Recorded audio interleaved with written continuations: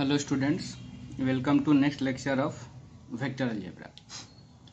आज हम लोग सीखेंगे अपने तीसरे लेक्चर में वेक्टर एडिशन के बारे में। ये मैंने आपको प्रीवियस लेक्चर में बताया था, तो ये बहुत नया नहीं है आपके लिए, ये आप पहले भी सीखे हुए हैं इसके बारे में। तो देखिए, वेक्टर एडिशन क्या होता है कि let A and B, small A and small B, ऊपर वेक्टर नोटेशन है, बी एनी टू वेक्टर्स, अगर और आप इन दोनों को ऐड करना चाहते हैं तो कैसे आप ऐड करेंगे। उसके लिए टेक एनी पॉइंट ओ, कोई एक पॉइंट ओ आपको ले लेना है एंड ड्रॉ करने हैं segments excuse me, draw segments O A and O B such that O A is equal to vector A and A B is equal to vector B. Join O B, then O B is called sum और resultant of vector A and B. अब इसको आप लिख लीजिएगा और अब हम एक एग्जांपल ले, इसी जो चीज़ को जो हम डाटा लिखे हुए हैं उस वेक्टर को हम कंसिडर कर रहे हैं। मान लेते हैं कि ये हमारा है वेक्टर ए, ठीक है ना, और ये है वेक्टर बी, और हम इन दोनों को ऐड करना चाहते हैं। तो आप फिजिक्स में भी सीखे होंगे, हम क्या करेंगे कि एक पॉइंट हम यहाँ मान लीजिए ओ ले लिए और इस वेक्टर के पैरेलली उसको सेम लेंथ का हम उसको ड्रॉ कर देंगे यहाँ पर, और इसको हम ओ ए बोल दिए। और अगर ये वेक्टर ए है तो ये भी हमारा वेक्टर ए होगा। फिर इस वेक्टर के टेल को इस वेक्टर के हेड से हम लोग कनेक्ट कर देते हैं, ऐड कर देते हैं। तो इसको हम उठा करके यहाँ पे शिफ्ट कर दिए। इस पॉइंट को जब हम यहाँ पे शिफ्ट करेंगे तो ये वेक्टर कुछ इस तरह का हमको मिल जाएगा, और तब इसके टर्मिनल पॉइंट को हम बोल दिए बी। तब वही, अब आप इसको पढ़िए, A and B, be any two vectors, दो वेक्टर हम लोग ले लिए, एक पॉइंट ओ हम ले लिए और सिगमेंट्स ड्रॉ किए ओ ए एंड ओ बी, इस तरह से कि ओ ए वेक्टर ए को रिप्रेजेंट कर रहा है और ए बी वेक्टर बी को रिप्रेजेंट कर रहा है। और तब आपसे कहा जा रहा है कि आप ओ बी को ज्वाइन कीजिए। ओ बी को हम एक स्ट्रेट लाइन से ज्वाइन कर देते हैं। अब then O B is called, ये जो है हमारा ओ बी, इसी को कहा जाएगा सम या resultant of A and B. यानी ये जो ओ बी है हमारा, ये है vector A plus vector B. ठीक है, कोई दिक्कत नहीं। इस ट्रायंगल की हम बात करें तो इस ट्रायंगल में भी हम लोग क्या लिखेंगे कि इन ट्रायंगल, ऐसे लिख सकते हैं हम लोग, in triangle O A B. देखिए, सेम डायरेक्शन वाले जो वेक्टर होंगे वो ऐड होते हैं, और जहां पे अपोजिट डायरेक्शन होगा वो रिजल्टेंट हो जाएगा। जैसे चलिए हम यहां से स्टार्ट करते हैं ओ ए से, तो हम लिख सकते हैं ओ ए प्लस, यहां देखिए सेम डायरेक्शन है ए बी, तो हम लिख सकते हैं ए बी, और यहां डायरेक्शन अपोजिट हो गया तो ये जो है हमारा ओ बी, ये हमारा रिजल्टेंट हो जाएगा ओ बी। या आप ऐसे भी समझ सकते हैं कि इस वेक्टर का टर्मिनल और इसका इनिशियल अगर मैच कर जाए और हम इसको ऐड करेंगे तो पहले वाले का इनिशियल और दूसरे वाले का टर्मिनल रिजल्टेंट हो जाता है, ओ बी हमारा रिजल्टेंट हो जाएगा। इसी रिजल्ट को ट्रायंगल रूल ऑफ एडिशन भी कहा जाता है। ट्रायंगल रूल या law of vector addition, vector addition. और ये जो अभी आप सीखे हुए हैं इस तरह के प्रॉब्लम्स का यूज बोर्ड लेवल में बहुत कम होता है। बहुत सालों से देखा गया है कि इस कॉन्सेप्ट्स पर क्वेश्चंस आते ही नहीं है बोर्ड लेवल में हमारे। तो इसलिए हम क्या करेंगे, इन पर जो क्वेश्चंस एनसीईआरटी में हैं बस उन्हीं को हम लोग करेंगे, बाकी इस पर बहुत ज़्यादा डिटेल्स में बात नहीं कर रहे। और एक और जो लॉ होता है वेक्टर एडिशन का, parallelogram, parallelogram rule of addition या लॉ ऑफ एडिशन, ये आपको होमवर्क में रहेगा। आप फिजिक्स का भी अपना नोट्स आप देखेंगे, आपको कराया गया होगा, इसको आप सीख लीजिएगा वहां से। ये भी बहुत आसान है, हम लोग आगे बात करते हैं।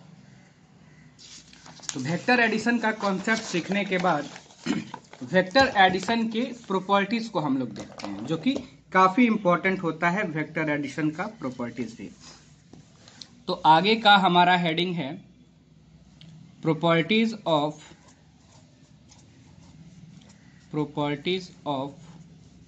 Vector addition.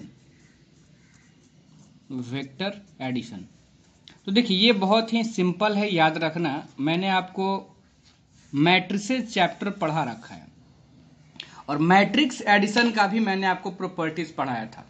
मैट्रिक्स एडिशन का मैंने आपको प्रॉपर्टीज क्या क्या पढ़ाया था।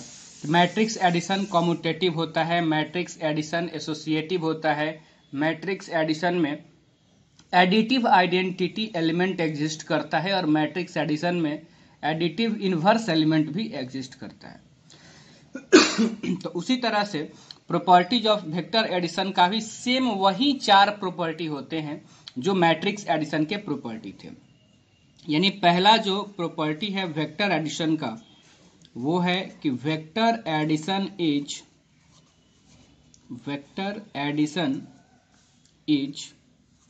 Commutative. Vector addition is commutative. Vector addition commutative होता है। इसका मतलब ये हुआ कि आप वेक्टर ए में ऐड करें वेक्टर बी को या फिर वेक्टर बी में ऐड करें वेक्टर ए को, रिजल्टेंट में फर्क नहीं पड़ेगा। ये पहला प्रॉपर्टी हम लोग सीखे थे मैट्रिक्स में ना, कि मैट्रिक्स ए में ऐड कीजिए मैट्रिक्स बी को या बी में ऐड कीजिए ए को, रिजल्टेंट हमारा सेम रहेगा। बिल्कुल वही प्रोसेस है यहाँ पे। नंबर टू हमारा प्रॉपर्टीज है vector addition is associative. Vector addition associative होता है। एसोसिएटिव के लिए आपको 3 वेक्टर की जरूरत होगी। इसका मतलब ये हो गया कि आप vector A plus vector B plus vector C, आप पहले बी और सी को ऐड कर लीजिए, बाद में उनमें ऐड कीजिए ए को, या आप पहले वेक्टर ए और बी को ऐड कर लीजिए और बाद में ऐड कीजिए वेक्टर सी को, तो ये रिजल्टेंट हमारा सेम मिलेगा। तो इसीलिए हम लोग बोलते हैं कि vector addition is associative. Third है existence of additive identity. Additive identity का एग्जिस्टेंस। अब मैंने आपको बताया था कि रियल नंबर की अगर हम लोग बात करेंगे तो रियल नंबर में एडिटिव आइडेंटिटी कहा जाता है जीरो को, क्योंकि जीरो एक ऐसा नंबर होता है जिसको आप किसी भी नंबर में ऐड करेंगे तो रिजल्टेंट में कोई फर्क नहीं पड़ेगा, है ना। और मैट्रिक्स में मैंने आपको बताया था कि मैट्रिक्स में एडिटिव आइडेंटिटी मैट्रिक्स कहा जाता है जीरो मैट्रिक्स को, क्योंकि जीरो मैट्रिक्स एक ऐसा मैट्रिक्स होता है जिसको आप किसी भी मैट्रिक्स में ऐड करेंगे तो रिजल्टेंट में कोई फर्क नहीं पड़ेगा, यानी जिस मैट्रिक्स में ऐड करेंगे रिजल्टेंट भी वही मैट्रिक्स रहेगा। सिमिलरली एडिटिव आइडेंटिटी वर्ड का मतलब ही होता है कि ऐसा चीज जिसको आप ऐड करें तो उसमें फर्क ना पड़े। तो अब आपको समझ में आ गया होगा कि रियल नंबर में जो काम जीरो करता है, मैट्रिक्स में जो काम जीरो मैट्रिक्स करता है, वेक्टर में वो काम जीरो वेक्टर करेगा। तो एडिटिव आइडेंटिटी का मतलब हमारा ये हो गया कि आप वेक्टर ए में ऐड अगर करेंगे जीरो वेक्टर को, या जीरो वेक्टर को पहले रखें वेक्टर ए को बाद में रखें, तो ये किसके इक्वल होगा, तो वेक्टर ए के इक्वल होगा। और जीरो वेक्टर को कहा जाता है, zero vector is called additive identity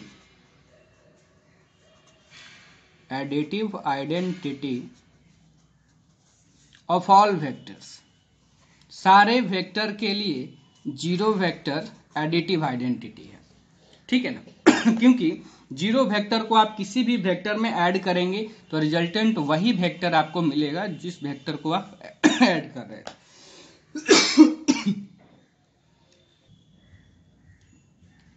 देखिए नंबर 4 जो हमारा प्रॉपर्टी है, मैट्रिक्स एडिशन में भी नंबर 4 प्रॉपर्टी था existence of additive inverse. Same यहां पर भी वही होगा। नंबर 4 प्रॉपर्टीज है वेक्टर एडिशन का, existence of additive inverse.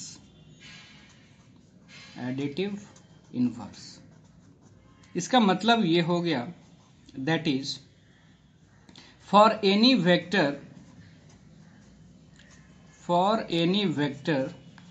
a small a, we have vector a plus minus of vector a is equal to minus of vector a plus vector a is equal to 0 vector. ये मैंने आपको बताया था कि additive inverse का मतलब क्या होता है। जैसे अगर हम रियल नंबर्स की बात करें तो 2 का एडिटिव इनवर्स हमारा होगा -2 एंड -2 का एडिटिव इनवर्स होगा हमारा 2 एंड वाइस वर्सा। सेम उसी तरह से मैट्रिक्स में भी हम लोग सीखे थे और बिल्कुल उसी तरह से यहां भी है कि वेक्टर ए का additive inverse minus of vector A और माइनस ऑफ वेक्टर ए का एडिटिव इनवर्स वेक्टर ए। वही यहां पे कहा जा रहा है कि एडिटिव इनवर्स भी एग्जिस्ट करता है वेक्टर का। तो हम लोग बोल सकते हैं कि here minus of vector A is additive inverse of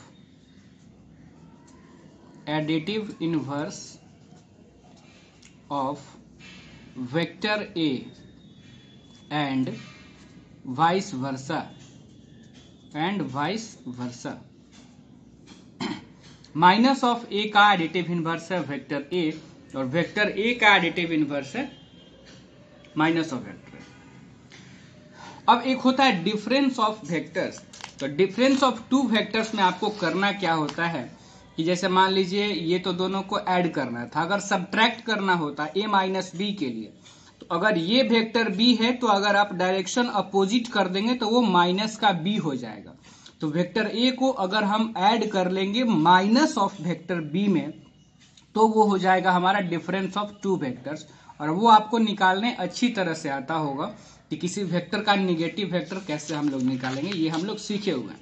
इसलिए डिफरेंस ऑफ टू वेक्टर्स, और ना ही कहीं प्रॉब्लम्स में बहुत ज्यादा आपको जरूरत उसकी पड़ने वाली है डायग्रामेटिकली कॉन्सेप्ट्स की, इसीलिए मैं उसको रहने देता हूं और हम लोग आगे बढ़ते हैं, ठीक है ना। और कुछ रिमार्क हम लोग पहले देखते हैं, तब अगले कॉन्सेप्ट्स की तरफ हम लोग बढ़ेंगे। तो कुछ रिमार्क हम लोग देख लेते हैं। रिमार्क्स,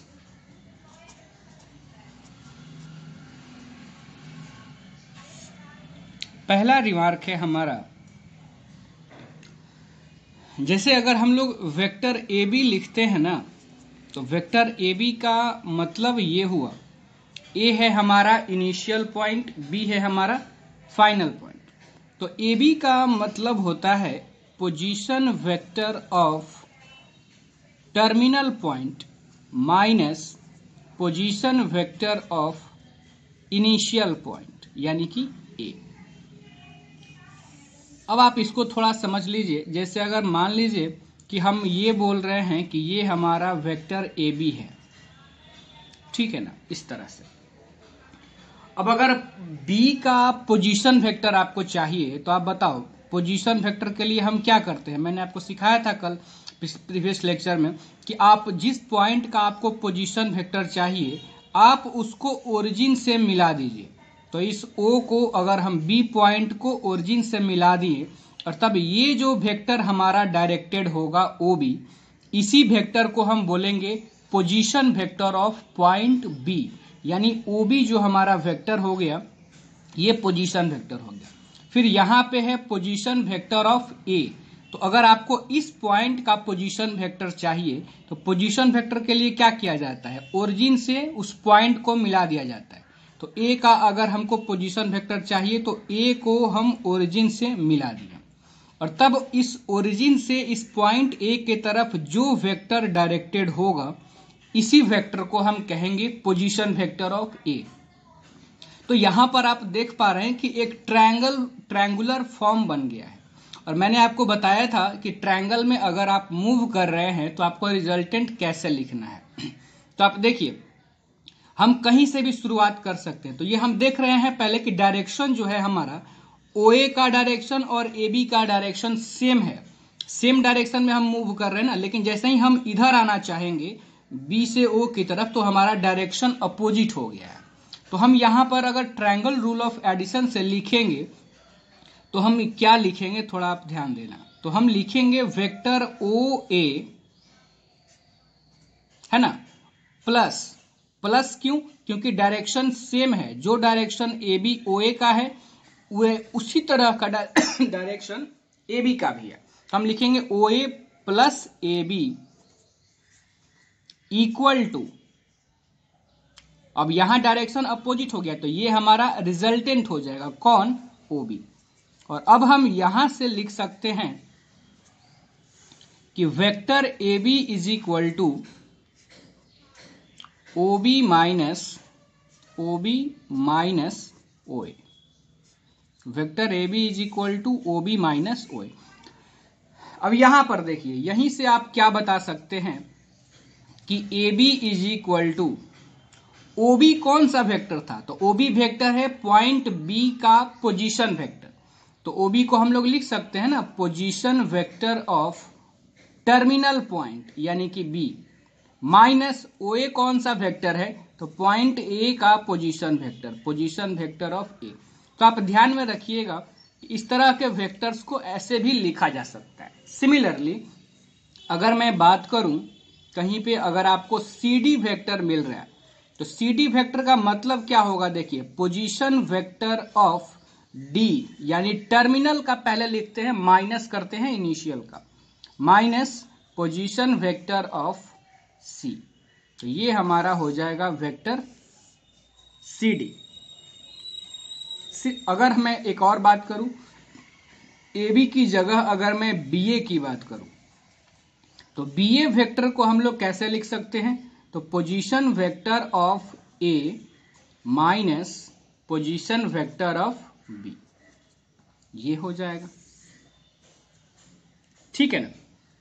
अब हम लोग आगे बढ़ते हैं, यहां तक सीखने के बाद अब हम आगे बढ़ते हैं हमारे अगले कॉन्सेप्ट्स की तरफ। आपको याद होगा कि मैट्रिक्स में भी मैंने जो आपको कॉन्सेप्ट सिखाया था कि दो मैट्रिक्स को किस तरह से हम लोग ऐड करते हैं, सब्ट्रैक्शन का भी सेम तरीका था, तो सब्ट्रैक्शन हम लोगों ने छोड़ दिया था। और फिर हम लोग सीखे थे कि किसी मैट्रिक्स में किसी स्केलर से कैसे मल्टीप्लाई करते हैं, और फिर सीखे कि मैट्रिक्स का प्रोडक्ट कैसे हम लोग करते हैं। तो यहां भी एडिशन सीख लिए, सब्ट्रैक्शन उसी तरह का था, छोड़ दिए। तो दूसरा कॉन्सेप्ट हमारा होगा वेक्टर का scalar multiplication of A vector. तो अब हम लोग सीखते हैं वही स्केलर मल्टीप्लीकेशन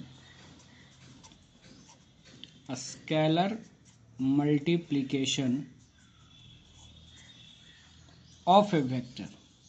किसी वेक्टर में किसी स्केलर से कैसे मल्टीप्लाई करेंगे, ये हम लोग सीख रहे हैं। ठीक है ना। चलिए इसको पहले हम लोग डिफाइन कर लेते हैं, तब इसके कॉन्सेप्ट्स को समझेंगे। तो इसमें हम डिफाइन कर लेते हैं the scalar multiple of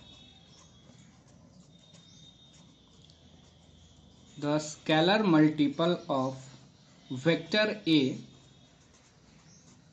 by a scalar के is the vector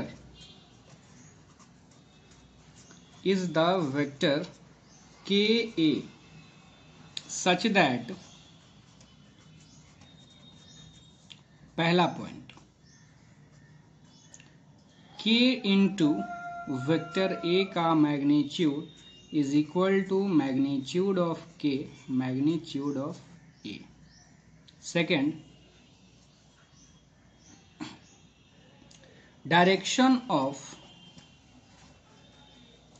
Ka is same as A if K greater than 0, and direction of Ka is opposite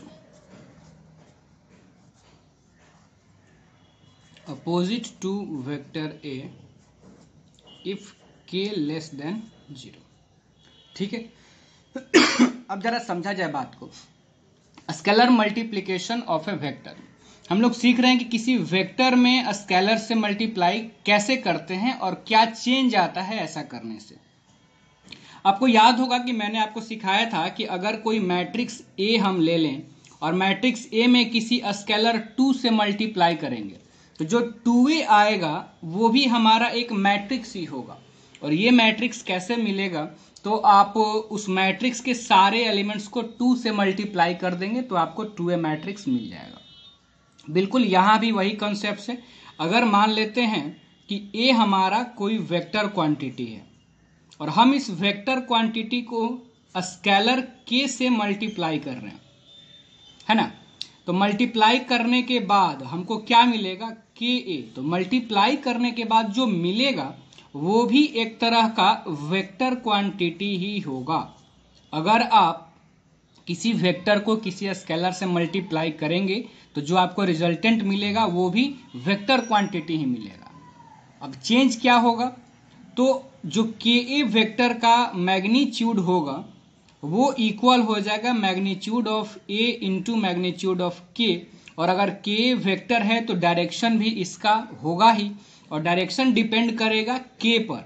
अगर आपका स्केलर पॉजिटिव नंबर हो तो डायरेक्शन के का भी वही रहेगा जो ए का डायरेक्शन होगा, और अगर के निगेटिव होगा तो के का डायरेक्शन ए के डायरेक्शन के अपोजिट हो जाएगा।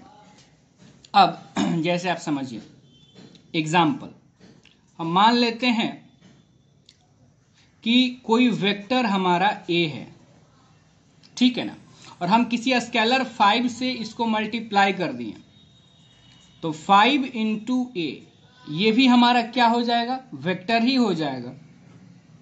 अंतर क्या आएगा कि 5a का जो मैग्नीट्यूड होगा वो a के मैग्नीट्यूड का 5 टाइम्स हो जाएगा। अब जरा इसको आप समझिए, मान लेते हैं हम कि ये हमारा वेक्टर है। कौन है वेक्टर, ये है हमारा वेक्टर a। अब जब आप 5 से मल्टीप्लाई कर दिए इस a को तो जो ये भी तो एक तरह का वेक्टर होगा। अब ये वेक्टर कैसा वेक्टर होगा, तो वो आप देखिए, ये वेक्टर होगा 5a, मतलब इसका 5 टाइम्स हो जाएगा ये लेंथ वाइज, क्योंकि 5 से हम मल्टीप्लाई किए हैं। अगर हम वेक्टर a को स्केलर 1/2 से मल्टीप्लाई करते तब ये वेक्टर का जो लेंथ होता वो इसके लेंथ का मतलब मैग्नीट्यूड का हाफ हो जाता, तो ये हो जाता वेक्टर हमारा a/2। अब यहां पर एक बात और है कि a का डायरेक्शन मैंने इधर आपको दिखाया है, 5a का भी डायरेक्शन उधर ही दिखाया है जिधर a का डायरेक्शन है, a/2 का भी डायरेक्शन मैंने उधर ही दिखाया है जिधर a का डायरेक्शन है। क्यों ऐसा हमने किया है, क्योंकि वो स्केलर जिससे आप मल्टीप्लाई कर रहे हैं वो पॉजिटिव है। यहाँ पे स्केलर हमारा 5 था जो कि पॉजिटिव है, यहाँ पर स्केलर हमारा 1/2 था जो कि पॉजिटिव है। तो पॉजिटिव स्केलर से मल्टीप्लाई करने पे नए वाले वेक्टर का भी डायरेक्शन वही होता है जिस वेक्टर में आप स्केलर से मल्टीप्लाई कर रहे हैं। बात आपके समझ में आ रही होगी। हाँ, बस जिस स्केलर से मल्टीप्लाई तो लेंथ उतना ही मैग्नीट्यूड बढ़ जाएगा और डायरेक्शन डिपेंड करेगा उस स्केलर क्वांटिटी पे कि वो पॉजिटिव है या निगेटिव है। अगर हम एक और एग्जांपल की बात करें तो जैसे मान लीजिए कि हम एक वेक्टर b ले लिए और वेक्टर b हमारा ये है वेक्टर b, और हम वेक्टर b में -3 से मल्टीप्लाई कर दिए तो -3 भी तो हमारा एक तरह का स्केलर ही है।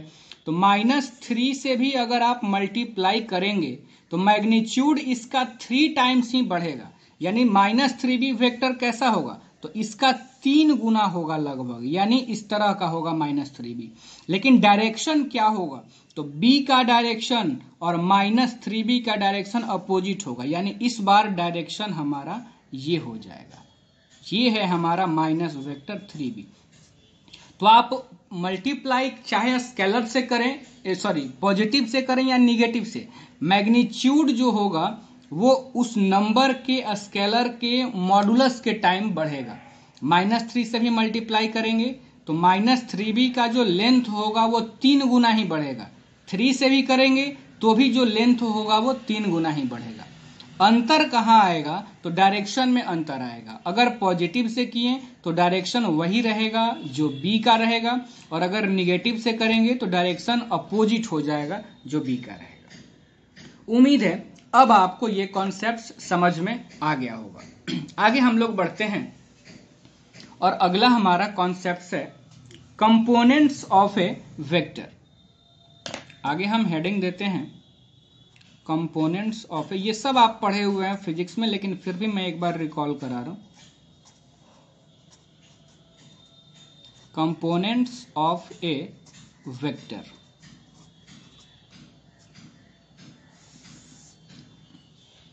चलो तो इसको पहले हम लोग डिफाइन कर लेते हैं थोड़ा सा, तब आगे बढ़ते हैं। इसमें मान लेते हैं let O be the origin and let p x comma y comma z be any point in a space। Space का मतलब हो गया 3 डायमेंशनल, हम लोग फिगर की बात कर रहे हैं, यानी आई कैप, जे कैप और के कैप तीनों हम लोग 3D की बात कर रहे हैं। क्या लिखे हम कि let O be the origin and let P be any point in a space. Also let, आप पढ़े हुए हैं फिजिक्स में, I cap, J cap, K cap बी कैसा वेक्टर होता है, I cap, J cap, K cap, unit vector है ना। बी यूनिट वेक्टर्स एलोंग, आप जानते भी होंगे ये किधर डायरेक्टेड होते हैं, along X axis, Y axis and Z axis respectively. ये तो आपको मालूम होगा ना कि आई कैप, जे कैप और के कैप यूनिट वेक्टर होता है। आई कैप डायरेक्टेड होता है एक्स एक्सिस की तरफ, जे कैप डायरेक्टेड होता है वाई एक्सिस की तरफ, और के कैप डायरेक्टेड होता है जेड एक्सिस की तरफ। अब हम लोग एक और बात मान लेते हैं कि let the position vector of point P, कौन सा P, हम यहां P माने हुए हैं, देखिए point P be R vector. हम क्या किए कि इस पॉइंट P के पोजीशन वेक्टर को वेक्टर R मान लिया, ये वेक्टर R। देन तब देखिए हम लोग कैसे लिखते हैं। जैसे मान लीजिए मैं अगर थोड़ा फिगर की बात कर लूं, ये हमारा पॉइंट P है जिसके कोऑर्डिनेट दिए गए हैं एक्स वाई जेड, और इस पॉइंट P के पोजीशन वेक्टर की, तो आपको तो पता है कि ये बस पॉइंट है, तो किसी पॉइंट के पोजीशन वेक्टर की, तो उस पॉइंट को आप ओरिजिन से मिला दीजिए। ओरिजिन से मिला दिए, अब ओरिजिन से उस पॉइंट की तरफ जो वेक्टर डायरेक्टेड होगा उसी वेक्टर को हम लोग कहेंगे वेक्टर R, जो कि आपने माना हुआ है कि उस पॉइंट P के पोजीशन वेक्टर कौन सा है, R वेक्टर है। और अगर हम चाहते हैं कि यहाँ पर वेक्टर R हम लिखें, तो आप देखिए वो कैसे हम लोग लिखेंगे। तो हम लोग लिखेंगे here R is equal to, या vector OP is equal to, जो पोजीशन वेक्टर है P का, या R इज इक्वल टू, दोनों एक ही चीज है ना, OP वेक्टर को ही हमने R मान लिया है प्रॉब्लम। अब OP वेक्टर क्या होगा, तो इस पॉइंट का जो कोऑर्डिनेट आप देख रहे हैं एक्स वाई जेड, इन तीनों ही कोऑर्डिनेट में आप बस आई कैप, जे कैप और के कैप यूज कर लीजिए।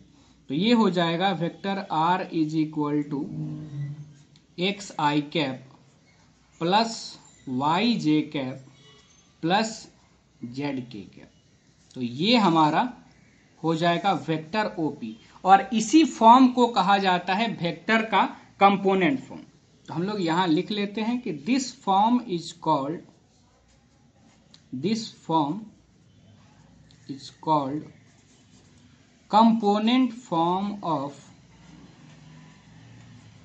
component form of vector। अब थोड़ा सा ध्यान देने वाली बात है, आप थोड़ा यहाँ पे सीखिएगा। कंपोनेंट फॉर्म, हो सकता है कि अभी थोड़ा सा आपको कंफ्यूजन रह गया हो इसमें, तो वो मैं दूर कर देता हूँ। जैसे आप मान लीजिए आपको एक पॉइंट दिया गया है A, जिसका कोऑर्डिनेट है A, B, C, है ना। और आप चाहते हैं इस ए पॉइंट के पोजीशन वेक्टर को लिखना चाहते हैं आप, तो आपको क्या करना होगा पहले कि इस पॉइंट को ओरिजिन से मिला देना होगा। अब ये जो आपका वेक्टर है, अगर हम इसको ओए ही रहने देते हैं, तो अगर आप चाहते हैं वेक्टर ओए लिखना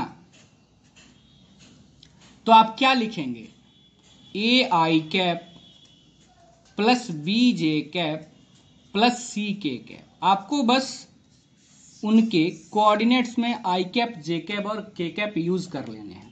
इसमें थोड़ा और कॉन्सेप्ट्स है, वो मैं आपको अभी बताऊंगा थोड़ा देर में। लेकिन अभी जो आप पीछे सीख रहे थे, तो आप सीखे थे कि ये आपका कंपोनेंट फॉर्म है वेक्टर का। Vector R is equal to X I cap plus Y J cap plus Z K cap. इस फॉर्म को हम लोग कहते हैं कंपोनेंट फॉर्म ऑफ वेक्टर। अब यहां पर भी दो बातें हैं, यहां पर भी कंपोनेंट फॉर्म में दो चीजें आती है। क्या क्या? हियर पहला पॉइंट, जो आप आई कैप, जे कैप और के कैप का कोफिशिएंट्स आप देख रहे हैं, यानी एक्स, वाई और जेड, तो वही मैं लिख रहा हूं कि here X comma Y and Z are called, इनको कहा जाता है, are called a scalar component, scalar component of vector R. अगर ये आर वेक्टर है तो यहां पर वेक्टर सिर्फ आई कैप, जे कैप और के कैप है, ना कि X Y Z. X Y Z तो कोई स्केलर क्वांटिटी होता है, जैसे यहां हो सकता है 2 I cap minus 3 J cap plus 4 के कैप। तो 2 माइनस 3 और 4 ये तो हमारे स्केलर हैं। वेक्टर क्यों हो गए हैं? क्योंकि यहाँ पे आई कैप, जे कैप और के कैप है। तो वही कंपोनेंट फॉर्म में दो तरह का और फॉर्म होता है, एक होता है स्केलर कंपोनेंट वेक्टर का और दूसरा होता है वेक्टर कंपोनेंट।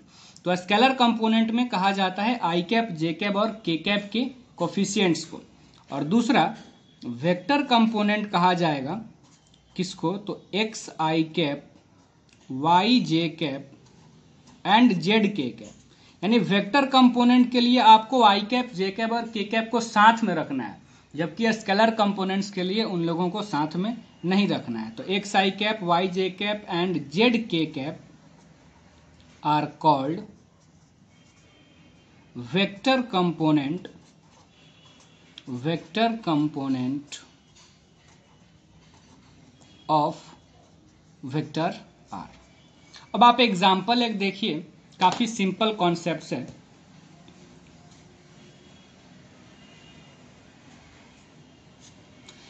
जैसे मान लीजिए हम ले लेते हैं एक vector A is equal to 2 I cap minus 3 J cap plus 5 K cap. तो ये वेक्टर का कौन सा फॉर्म है? तो आप बिल्कुल समझ सकते हैं कि ये वेक्टर का कंपोनेंट फॉर्म है, ये वेक्टर का कंपोनेंट फॉर्म है। अब पहला पॉइंट, अगर हमसे पूछा जाए कि इस वेक्टर का स्केलर कंपोनेंट आप बताइए, तो हम लिखेंगे scalar component of vector A R. क्या होगा? 2 माइनस 3 एंड 5। ये है हमारा स्केलर कंपोनेंट वेक्टर ए का।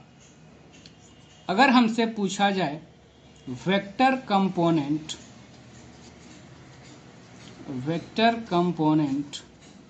ऑफ वेक्टर ए, तो ये हो जाएगा 2 I cap comma minus 3 J cap and 5 K cap.